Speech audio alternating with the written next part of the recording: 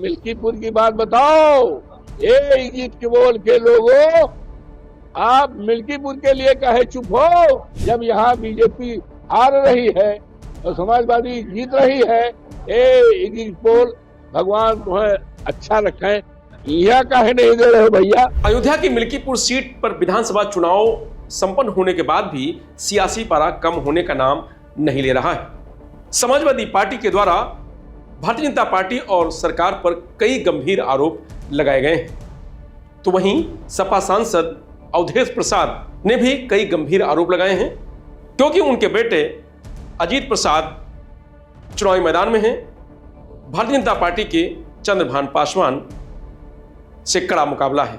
अवधेश प्रसाद ने exit poll को लेकर के अपनी भड़ास निकाली है और उन्होंने कहा है कि अगर दिल्ली को लेकर के एग्जिट पोल दिखाए जा रहे हैं तो मिल्कीपुर को क्यों नहीं, और मिल्कीपुर में समाजवादी पार्टी जीत रही है, इस वजह से एग्जिट पोल नहीं दिखाए जा रहे हैं। दिल्ली में हम नहीं हैं, हम मिल्कीपुर की बात बताओ।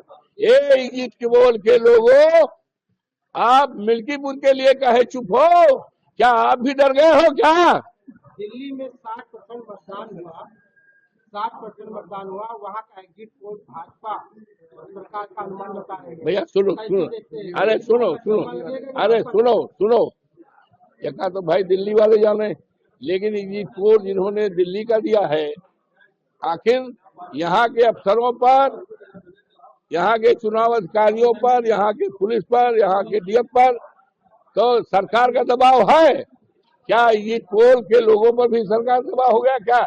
जब यहाँ बीजेपी हार रही है और समाजवादी जीत रही है। ए इजिप्ट पोल, भगवान तुम्हें अच्छा रखे, यह कहे नहीं दे रहे हो भैया। कल डोनाल्ड ट्रंप सरकार ने 1 मिलियन भारतीय प्रवासियों को लाकर के अमृतसर छोड़ दिया, हथकड़ी लगा। ये हमारे देश की सरकार और देशवासियों और देश की आजादी पर कलंक है। हमारे देश के आदरणीय प्रधानमंत्री आदरणीय मोदी जी कहते हैं विश्व गुरु बनने का। ये विश्व गुरु बन जाएंगे जब हमारे देशवासियों को अपमानित किया जा रहा है, हथकड़ी लगा करके। ये देश के प्रधानमंत्री आदरणीय मोदी जी, मैं आऊंगा, लोकसभा चल रहा है, हम ये सवाल वहां रखेंगे, लेकिन ये अच्छी बात नहीं है। आपको बता दें कि मिल्कीपुर को लेकर के समाजवादी पार्टी की तरफ से उत्तर प्रदेश से लेकर के दिल्ली की संसद तक मिल्कीपुर का मुद्दा उठा और मिल्कीपुर को लेकर के अखिलेश यादव ने ही कहा कि चुनाव आयोग मर गया है और उससे सफेद कपड़ा यानी कफन भेजकर अपना विरोध दर्ज कराया है। मिल्कीपुर में जो आरोप लग रहे हैं चुनाव को लेकर, एक सर ये बीजेपी का चुनाव लड़ने का तरीका है। चुनाव आयोग मर गया है, सफेद कपड़ा जो होता है वो हमें भेंट करना पड़ेगा।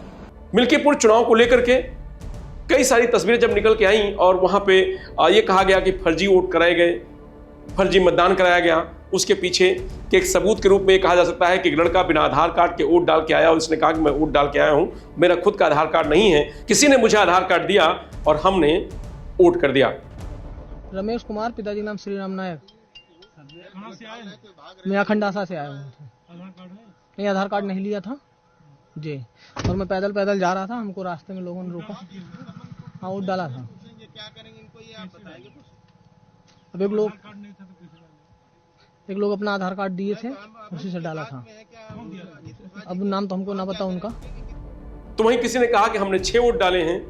तो इस तरीके की तस्वीरों में एक शक की गुंजाइश जरूर पैदा करता है और समाजवादी पार्टी की तरफ से लगातार इसीलिए मिल्कीपुर को लेकर के तमाम सारी बातें कही जा रही हैं और ये कहा जा रहा है कि वहां पर प्रशासन का इतना दबाव था कि तमाम सारे वोटर वोट डालने ही नहीं निकले।